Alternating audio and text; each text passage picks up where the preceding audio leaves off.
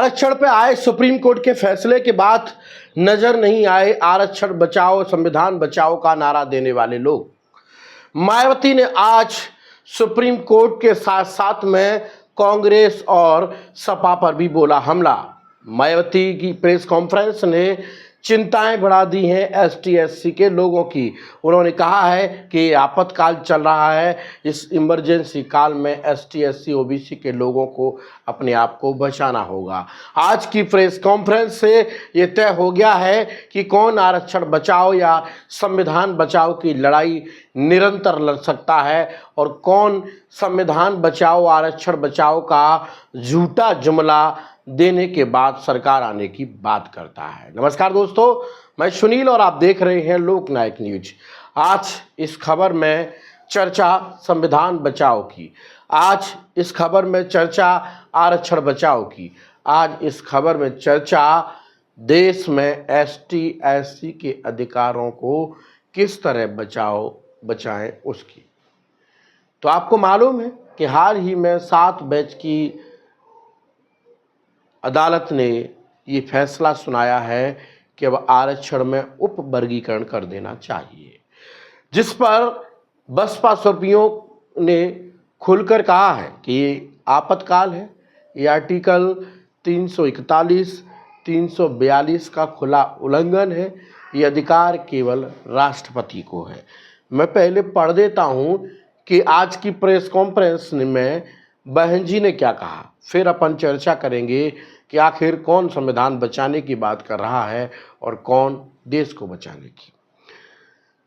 बहन जी ने कहा कि संसद के इस सत्र में संविधान संशोधन बिल लाया जाए। कह रही हैं कि संसद का ये जो सत्र चल रहा है उसमें संसद के इस सत्र में संविधान संशोधन बिल लाया जाए और मूल संविधान को बहाल रखा जाए कि एसटी और एससी की लिस्ट बनाए और बदलने का अधिकार सिर्फ राष्ट्रपति को। साथ ही उन्होंने कहा कि अनुच्छेद 341, 342 के तहत जो व्यवस्था है उसे 9वीं अनुसूची में डालकर कोर्ट के हस्तक्षेप से मुक्त कर दिया जाए। यानी बहन जी ने कहा है कि एसटी एससी के जो अधिकार हैं उनको अनुच्छेद यानी 9वीं सूची में डालकर कोर्ट के हस्तक्षेप को मुक्त कर दिया जाए।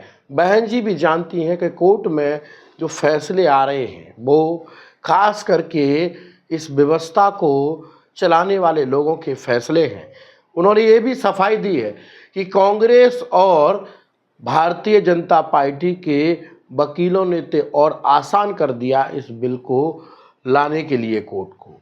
यानी किसी ने दलील नहीं दी कि ये वर्गीकरण से किन को लाभ होगा और किन को नुकसान होगा। वहाँ बहन जी ने ये भी कहा कि आप क्रिमिनल लाइए, हम इसका समर्थन करते हैं, लेकिन ये जिस तरह का फैसला कोर्ट ने दिया है उसकी उन्होंने खुली निंदा की है।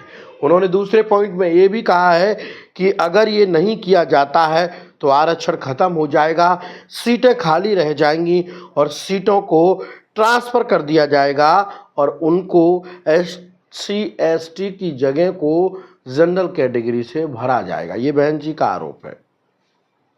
अतः आपातकाल यानी ये इमरजेंसी का समय है, इसके लिए आपको लड़ना होगा। सुप्रीम कोर्ट के आदेश की वजह से अब आरक्षण खत्म करने के लिए संविधान को बदलने की भी ज़रूरत नहीं है। ये रास्ता खुल गया है, ये बेहद ही खतरनाक रास्ता है। केंद्र सरकार यानी बीजेपी और कांग्रेस तथा आम आदमी पार्टी ने सुप्रीम कोर्ट में बंटवारे की वकालत की, इसलिए स्थिति आई।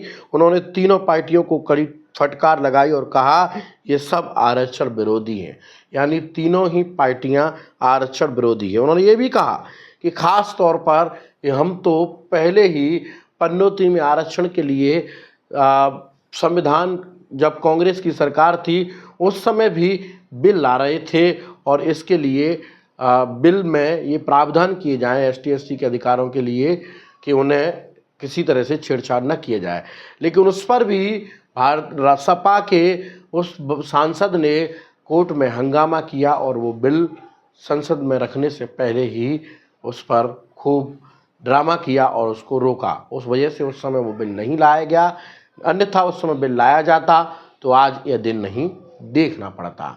तो इस पर बहन जी ने कहा कि सपा और कांग्रेस केवल सत्ता आने के लिए अनुसूचित जाति अनुसूचित जनजाति के लोगों को मुखौटा बनाती हैं और उनको झूठे सपने दिखाती हैं। इस वजह से आज ये हालत हो गई है।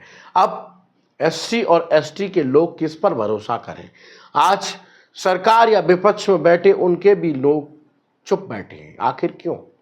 क्या वो उन अधिकारों को अपने बच्चों को नहीं दिला पाएंगे? क्या एसटी एससी और ओबीसी के जो सांसद बनकर गए हैं वो ये भूल गए कि हमें पे बैक टू सोसाइटी करना है, यानी अपने समाज को आर्थिक बराबरी, सामाजिक बराबरी और राजनीतिक बराबरी के बाद ये 2 बराबरियां और दिलानी है। इसके लिए क्यों नहीं लड़ रहे हैं एसटी और ओबीसी और एससी की कैटेगरी से चुने गए सांसद? आवाज़ क्यों नहीं उठा रहे हैं? महज 1-2 सांसदों के अलावा अगर बात की जाए तो सारे के सारे सांसद इस पर चुप्पी साधे हुए हैं। चंद्रशेखर हों या बहन जी हों, लगातार इस पर आवाज़ उठा रही हैं। बाकी के लोग केवल और केवल कुर्सियां तोड़ रहे हैं। चिंता का विषय ये है कि उनकी आने वाली पीढ़ियों के अधिकार खतरे में पड़ गए हैं।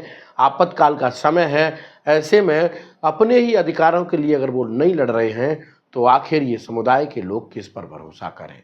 आज बहन जी की प्रेस कॉन्फ्रेंस ने आंखें खोल दी हैं कि संविधान बचाने की बात करने वाले लोग आज नज़र नहीं आ रहे हैं। संविधान बचाओ की बात करने वाले लोग आज दिखाई नहीं दे रहे हैं। तो आप समझ लीजिएगा कि भाजपा और कांग्रेस हो या सपा हो, उनका चाल और चरित्र सब एक है। ये किसी का भला नहीं करने वाले हैं। इस वजह से पार्टी ने कहा है, बीएसपी सुप्रीमो ने कहा है कि हमारी पार्टी लगातार इसके लिए लड़ाई लड़ेगी और हम सुप्रीम कोर्ट को भी ये कहना चाहते हैं कि वो अपना फैसला खुद ब खुद वापस ले लें। फिलहाल तो ये उनका प्रेस कॉन्फ्रेंस आज चर्चा का विषय है। हर कोई विद्वान व्यक्ति इसको शेयर कर रहा है। दिल्ली मंडल से लेकर तमाम बड़े बड़े प्रोफेसर भी इस पर अपनी प्रक्रिया दे रहे हैं और कह रहे हैं कि बहन जी ने ये जो कहा है वो वाकई ये समय आपातकाल का है और इस पर हमें ध्यान दिलाना चाहिए। अब इनके अधिकारों के लिए कौन लड़ेगा, ये तो इन समुदाय के लोगों को समझना होगा कि कौन आपके आरक्षण को बचाने वाला है, कौन आपके संविधान को बचाने वाला है। ये तो आज की प्रेस कॉन्फ्रेंस का जो ब्यौरा था मैं आपको क्लियर कर रहा था। बाकी वीडियो अच्छा लगा हो तो शेयर कर दीजिएगा, साथ में कमेंट बॉक्स में अपनी प्रतिक्रिया देना ना भूलें।